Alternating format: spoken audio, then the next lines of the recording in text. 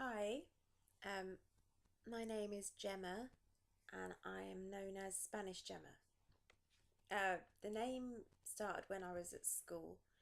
Um, I went to a school where everybody was from Coventry, everyone was from not only the city that I lived in, everyone was from like a road, two roads away, um, and everyone was white and they went to the same church, everybody was the same. I suppose having learned English from my mum, maybe I spoke it slightly differently and I stood out, and so very quickly became known as Spanish Gemma.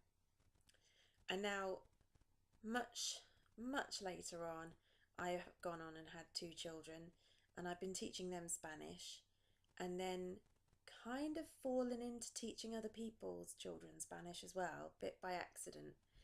And then find that children just naturally call me Spanish Gemma, and so that's become the name that I'm known as.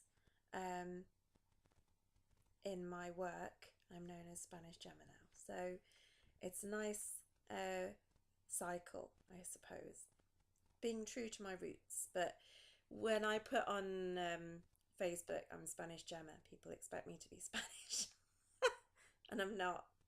Anyway, so this is about these are my videos about what it's like learning to balance being English, being a mum, wanting to pass on your language, and yet English is my first language and Spanish is not my native language. It's very much my second language. And a lot of people, when I had my first little boy, speaking Spanish to him felt really odd.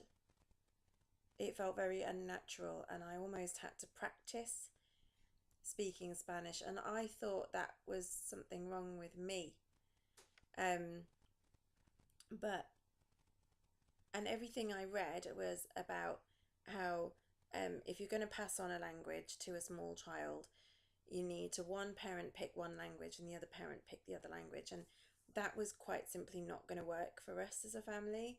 My husband speaks English and that's it, and I couldn't speak nothing but Spanish because I wanted to communicate with my children as a mum and naturally, and just pass on what I could of Spanish. Just like when you're quite good at maths, you pass on what you know, or even if you're not very good at maths, you still try and pass on being able to count and add and stuff. And it shouldn't really be any different. You should be able to pass on your language skills. And yet every single thing I read was about how it was designed for native speakers to pass on their language, and with the expectation that the child be able to speak as a native, be bilingual. My expectations are not that my children be bilingual.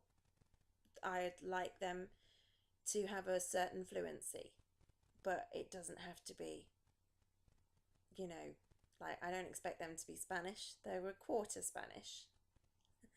But I think it's nice for them to learn a language, and it's not only nice, it's really, really good for their brains in general. And so I see it as a form of health insurance. Um, so, one theory is that it's supposed to uh, prevent Alzheimer's later on in life.